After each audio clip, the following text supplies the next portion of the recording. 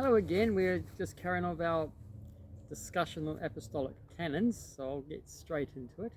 So today we've got Canon 53. If any bishop or presbyter or deacon in feast days does not partake of meat or wine, loathing and not account of ascesis, let him be deposed, and said his own conscience become a curse and scandal to many. I think we might have discussed it a little bit last time, but yes, we are not to despise meat. When Christ came down, as a sheet came down in front of Peter and he can kill all the different animals and things, pork and everything as well. We are not to despise eating meat or drinking wine. So some of the pious people, we don't want to eat any meat. Now, originally in creation, man was not created to eat meat. We eat plants, etc. So some ways to be a vegan or a vegetarian is not an absolutely wrong thing. To not kill animals. However, and not to drink wine, but in the church we don't take such rigorous positions, and we allow the eating of meat. God has blessed it and given all food for us, animals as well, to eat. And we are to drink wine. In other words, we are sometimes to enjoy the celebrations of this world. We're not to be absolutely ascetic, rigorous and stuff, and more mourning and groaning and stuff like that. So we are to have these things and enjoy them. And so, it's false for people to pretend not to despise them as if they're wrong. It's quite wrong. However, a good monk in ascesis knows that eating meat is not the best thing for ascesis, for discipline. So they put aside eating the meat, and they limit the drinking of wine. We definitely don't want to get drunk on wine. We have it in proportion. Again, we don't overeat meat as well. We should eat in proportion. And we have days of fasting, Wednesdays and Fridays, a Holy Lent, and other times when we put aside meat for the sake of ascesis. But we mustn't despise meat. We mustn't be a vegan on the principle we don't want to eat meat, or eating meat is bad, or vegetarian on that ground. So Orthodox cannot be in principle vegetarians or vegans, even though when we fast we effectively have a vegan diet for that day. And if you're a monk, you might have fish to eat, but you don't eat meat and things for the purpose of ascesis. That's okay if it's to tame your body, but not because you reject these as bad things. So we're not allowed to be vegans on the principle, we don't want to hurt animals, don't want to kill animals, or things like that. That's forbidden in an Orthodox mindset. We must be open to eating meat, etc. But if I want to do ascesis for my prayer, and then I can put away eating meat on that ground, but not because eating meat is bad, and not because drinking wine is bad. These are good things. And so sometimes the bishops used to taste a little piece of meat just to show that they weren't rejecting meat on principle. It was just for the sake of ascesis that you put it aside. So you've got to be careful on this. So it's not good for to sort of be a vegans and stuff on that. No, that's not the right mindset. God has blessed us to eat meat.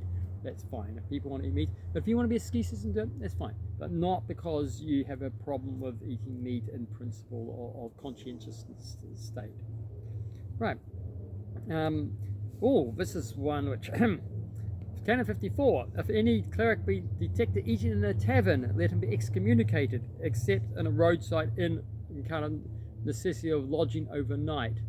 So us priests and stuff, we shouldn't be going into pubs and drinking and making merry in a place of that, unless we're stopping in a pub to sleep overnight, because on a journey we have to stay in it, because some pubs have accommodation above, and that's okay if we're on a journey, but otherwise we should be avoiding going into places of drinking. Though, and interesting, in Greece they have a little place where priests can go, and sometimes they actually have or the priest doesn't go there, but they have a little space where the priest can go to a more suitable place. Now, if it's in a restaurant, or it's a more general restaurant, it's not so much of a problem, but in a specialist pub and stuff, priests shouldn't really, and clerics even, shouldn't be sort of going in there too regularly. It looks like they're getting drunk with the things, so it's better if they don't. But these are things of economy in there, but the strict rule is it's not good for a priest. But if it's like a more of a modern restaurant where you're going in for a parish lunch or something, it's not such an issue. If you're going in by yourself and just sort of sitting there on the bench with about 3 or 4 beers in a row, that's not That's not good. So we just need to be careful about these things. Canon 55, if a cleric insult the bishop, let him be deposed. You should not speak badly of one ruling the people. So as a cleric, a reader, or a chanter, or things, the bishop is the ruler, and they shouldn't be saying bad things about him, mocking him, sort of insult, he's an idiot, he's a fool, and stuff like that. We must pay respect to us. That's not to say that if the bishop has spoken a heresy or done some gross immoral deed, that you don't speak up about it or something about it. But again, generally we take the principle of with Noah, his sons covering over the sins. If there's necessary that it goes to the metropolitan, okay, but we shouldn't be out loud sort of making noises about these things. And this is heresy, in which case you can pick up. So if the bishop has started preaching heresy, it's not an insult to call them out for doing so. But calling them names and other things, this is not respectful. So it's a cleric.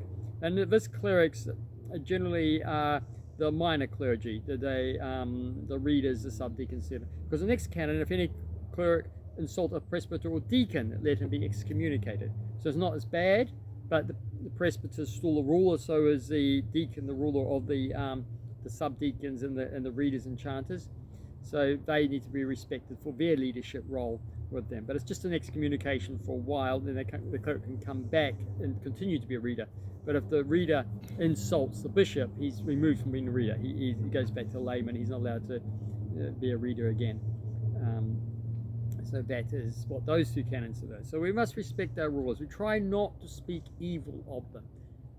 If it's open and public, they've done something, well, maybe you need to stand up for them or step away from if they are openly preaching heresy.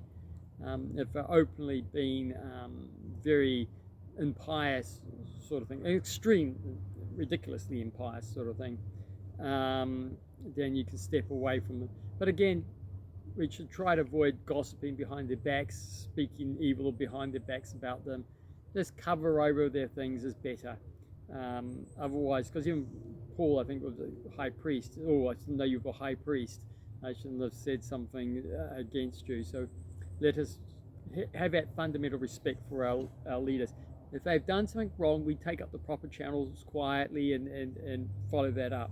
We stay away if they're preaching heresy, but let us keep out of the way of openly criticizing them, saying bad things about them. This is not good for our spirits. It's not the way of obedience and things like that. So let us be careful of this sort of attitude of publicly speaking against the bishops. Oh, so-and-so did this, so-and-so, this is not actually healthy for us. So even if you're right, let's minimize this. It's not actually good for us. Again, if any cleric mocks someone who's lame, deaf or dumb or blind or crippled, let him be excommunicated, likewise a layman. So we shouldn't go around mocking people who are lame and deaf or things like that. That's very rude. It just is it in modern secular society. It's frowned upon. So in the church, and you're excommunicated if you dare to go around mocking lame people or people who have different disabilities, etc. This is not the way of a Christian way of life. So if any presbyter is neglecting the clergy or laity and not educating them in piety, let him be excommunicated, and continuing in negligence, and let him be deposed. So as bishops and presbyters, we are to help train the minor clergy into the right way of piety, to behave properly, to do well. And if we're negligent of that, if we don't teach them, we don't say to them, oh no, this is the way to behave, no, you shan't do that, you've got to behave like this. If we fail to teach them, we are excommunicated. And if we continue that, even if we're excommunicated, we continue to be negligent, just not caring, not teaching our clergy how to behave and when to come to church and to be pious. So this is the clergy, minor clergy, the readers, the subdeacons. Then we are to be removed from office. So it is our job as presbyters and bishops to be exhorting not only the clergy but also the laity to a way of piety. And if we're negligent of that, we just come and do a liturgy, wave a thing, and just go out. We don't teach you how to become pious, how to behave, repent, what is a Christian way of life. and we just let you go off and do whatever you want, we should be deposed. We should be excommunicated for doing that. So we are responsible for that. And so yes, for both clergy and the laities, it says in there. Yes, again, as bishop or presbyters, generally we have more access to funds than the minor clergy. So this one is, if any of the clergy being in need does not supply their needs. So if a reader is begging for food and stuff, the bishop and the thing should be making sure that the clergy are looked after. Again, they should be full-time. We shouldn't be expecting that they have to go and get full-time work. Unfortunately, due to economy at the moment and the lack of money, it's difficult. So our readers and chanters and subdeacons have to usually get a job to support themselves.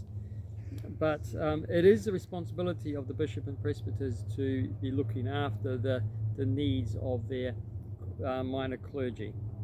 So, yeah, again, and if we keep doing that, we're deposed as if we've murdered our brother.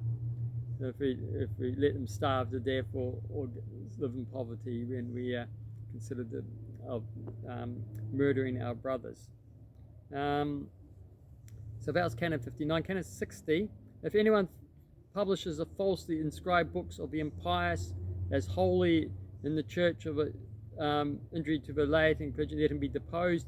So if I go around sort of taking some Protestant books as if they're and publishing them and saying, oh, you follow these teachings, etc., as if they are from the saints of the church, then I'm to be deposed. So we can't push forward heretical volumes and works. We've got to be very careful of only making sure you're taught the things of piety, the things of holiness from the saints. If there's Canon 61, if any accusation has come against one of the faith, or fornication, or adultery, or some other forbidden practice, and be proved, let him be not brought into the clergy. So if there's an accusation, but it's proved, not just the accusation. The church doesn't act on simply accusing somebody of doing something, therefore you're forbidden. It has to be established. But if someone is committed fornication or adultery or some other forbidden practice, I'm not sure exactly what that might cover, then they're not allowed to be a clergyman. This is getting very difficult in modern times, very difficult. So young people are very open to fornication. There's lack of constraint from young people now.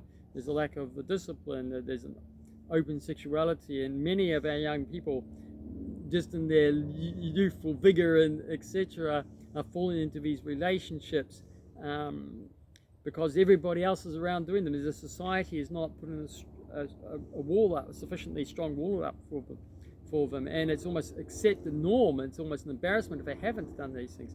But every one of these is now disbarred from being a clergyman. And many of young people, even if they did it once, twice, and otherwise piety, are no longer able to be clergymen. And this is a big problem, not only in, say, UK, but all over the world. Young men shouldn't be clergymen. Sometimes there's some of these things overlooked, but it's not good. St. Basil is very strong about this. So that is one that is there. But yes, it's a difficult thing. Well, economy, I don't know, but God hopefully is a little bit, but yeah, this is a big danger in modern times. 62, if any declared on account of a fear of man or Jew or Greek or heretic and isn't deny the name of Christ, let him be cast out. If the name of a clerk, let him be deposed, and repenting, let him be received as a layman. Yes, so if I'm a priest and because some heretic says something, I say, oh, I'm not a priest, like that, I should be deposed and return just as a layman. Or if I deny, oh no, I don't believe in Christ, it's not like that because some Jew was on there and I deny Christ, we're to be cut off from the church. We make sure we confess both Christ, but also confess that I'm a priest. If it comes down to, it doesn't have to go around big loudspeakers and say I'm a priest, or I believe in Christ. But if someone asks you, we mustn't deny it. We must stand firm and say I'm a Christian. Otherwise you're cut off. You're denying Christ otherwise. So that's just a canon, which says in the scriptures. to do that. But also, for priesthood, I must stand and say I'm a priest, I'm a clergyman, I'm a reader, I'm a chanter in the church, and we mustn't step back. Right, we, following the Council of Jerusalem, we're not allowed to eat meat with the blood of its life, or killed by a wild beast, or died of itself, let him be deposed. So we must follow the Council of Jerusalem. We should only eat meat which has been bled out. It's just a standard process. Just about all the meat we get in the supermarket has been bled. Now it's a standard process. But so we're not allowed to go and get a dead animal, just eat it off the thing. It's got to be properly killed and not die of itself. We eat meat which has been killed. Again, this is standard practice for meat we find in the supermarket. It's all been killed and bled. But yes, we mustn't eat blood in a sense. So shouldn't eat products or just blood products like black puddings and things like that. So we are forbidden to eat. Because the only blood we should have is the blood of Christ, which we partake. The blood of animals does not bring us life. So it's a symbolic thing. It's not necessarily bad for us. There are issues with it, but it's the only blood we should have for life is that of Christ. We don't live by the life of animals. We don't get eternal life from the life of animals. So that's why we don't eat their blood, because the blood is a symbol of their life. When we only take the blood of Christ to give us true eternal life. So yes, let's avoid. I said it's almost impossible to find meat with the blood of it in it now, unless you go hunting yourself and fail to bleed the animal. But yes, you've got to be careful of things like black pudding and stuff which have got blood in it. If any clerics be found fasting on Saturday or Sunday, except one only, let him be deposed, and a layman let him be excommunicated. So we don't fast Saturdays and Sundays. What that means is it gets a bit complicated. During Lent, we fast on Saturday and Sunday. They don't eat meat, dairy products, and eggs. So is this contradictory? No. What fasting means here is that we eat something in the morning. We don't wait until the 9th hour in the afternoon to eat. We eat in the morning, which is why on Saturday and Sundays we always have liturgy in the morning. So it's always in the morning that we don't have a liturgy in the afternoon. On fasting days we'll have either a pre-sanctified or an afternoon liturgy. So it'll be a Vespers followed by the liturgy. You've seen this practice. This is an evening liturgy. This is done when we do fasting days. We actually don't eat until the 9th hour. Then we have a liturgy afterwards. That's why we do Vespers in front of it. And Holy Saturday, we have the liturgy of St. Basil with the Vespers in front. The Holy Saturday is the only Saturday where we don't eat anything in the morning and wait to have our liturgy in the evening. And with the liturgy of Vespers followed by that. Then we have some food with the communion. So that is why we should always have liturgies early in the morning as possible, so we're not fasting all day on Saturdays and Sundays. Now, otherwise, because fasting is also about what we eat, the dairy products and things, on Saturdays and Sundays, if in the fasting period you still have a little bit of wine, you have some more oil, you have oil and wine are the two main things. You should have a bit more that on Saturday and Sunday. So strictly we don't have those during the weekday when we're fasting, but on Saturday and Sunday you should have a little bit and to celebrate the day, because it's the day of resurrection, it's the day of rest, and so we should celebrate these as festal days. So we should have a bit of wine, we should have oil, we should have richer food even in the fasting period. So we also have a slightly more lighter or fuller foods on these days. But the key part, the tradition is that, having said that, if we eat morning, on Wednesdays and Fridays, we should try to not eat anything, especially a main meal, until afternoon or evening. You can have a little something light to catch you through the day, but you shouldn't have a full meal until the evening, or after 9 o'clock, 3 o'clock in the afternoon, if possible. But do as your body is able to cope with. But that is a sort of not only, and also not to eat dairy products, meat and eggs on those days. Now next one, if any clerical enter into the synagogue of Jews or heretics to pray, let him be deposed and excommunicated. So we shouldn't be going in and joining in with Jewish synagogues or heretical groups to pray. So you shouldn't be going into Roman Catholic churches, Anglican churches, Baptist churches to pray. Now that's different from a general walking around praying constantly. You can keep praying constantly inside. When I was at church doing the Jesus prayer, you can sit and have a rest there because sometimes it's useful, but we shouldn't be treating it as, unless the place has been shared by Orthodox, we shouldn't be treating it as a place of piety, of reverence, as if the grace of God is there, and sort of saying prayers in there as if you're in a holy temple of the church. The temples are heretics, so you can go in, you can have a look. Obviously, you can say Jesus prayers, you walk around. It's not forbidding you to do that. You can have a bit of a rest in there, but don't sort of start praying as if you're in a temple, lighting candles in front of the icons and stuff like that. Don't do that engagement. Just do that inside Orthodox temples, etc. Where they don't go into the heretical ones to do that. And yes. And if any cleric is in a fight hitting somebody and from the one hit killing, let him be deposed on account of his rashness. Of a layman, let it be excommunicated.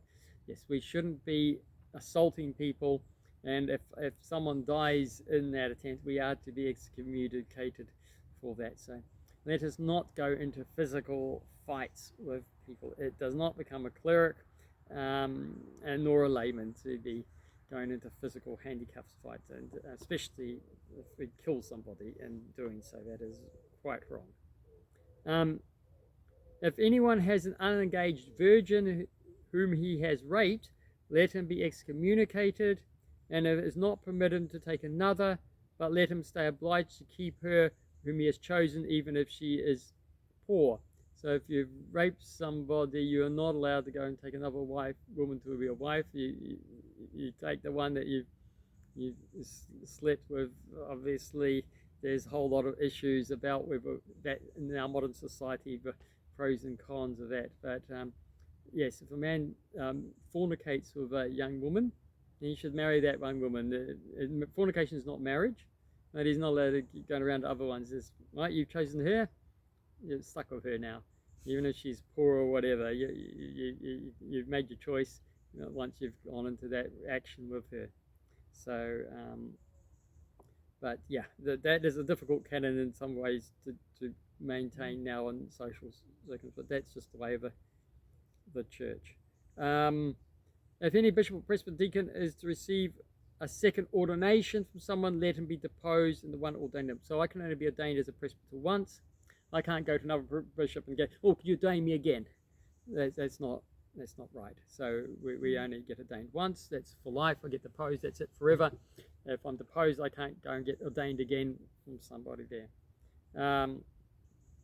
Unless the heretic has ordained me. So someone's been ordained by a Roman Catholic bishop. Then, okay, it's irrelevant. You can get ordained by the Orthodox bishop. And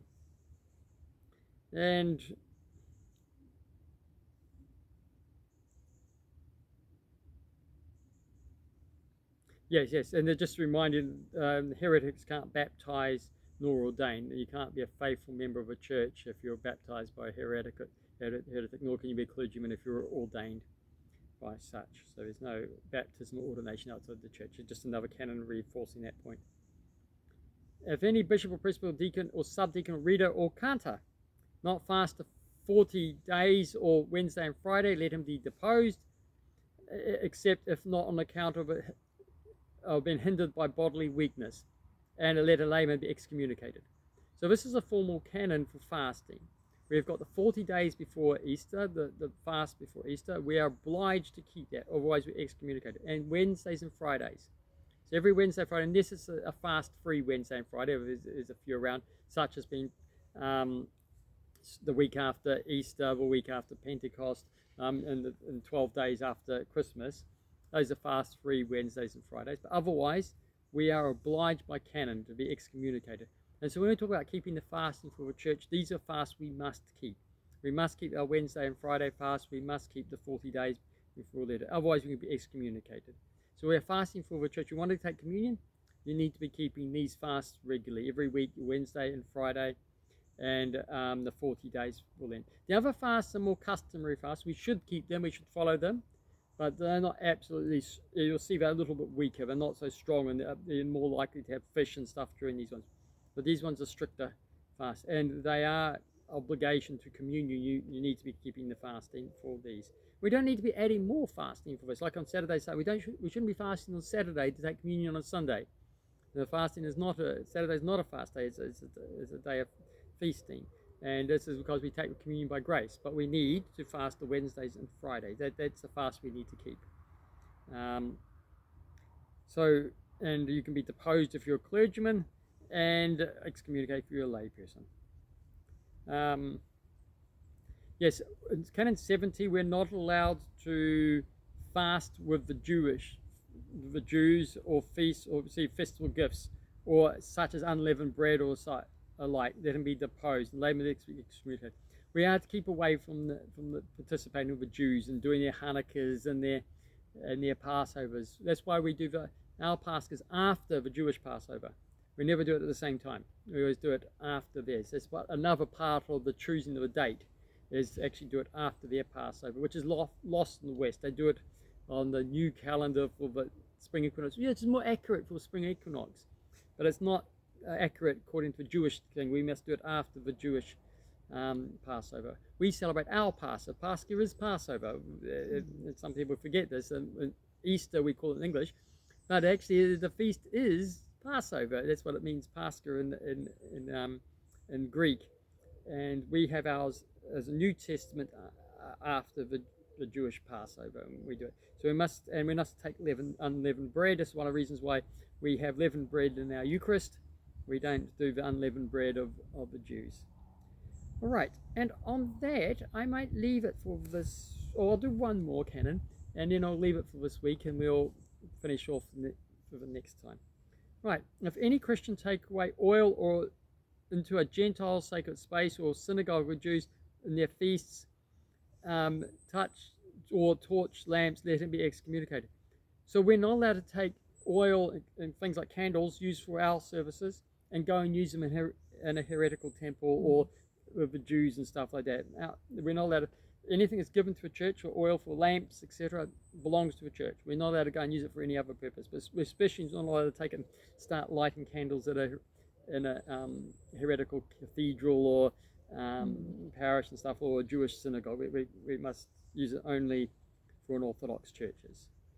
All right, so we'll leave it at that for today, and we'll finish off the canons, because I think there's another about 13, 14 to go next week. Any questions? All right, well, God willing, we'll see you next week, and hopefully we can leave before it starts putting water on our heads.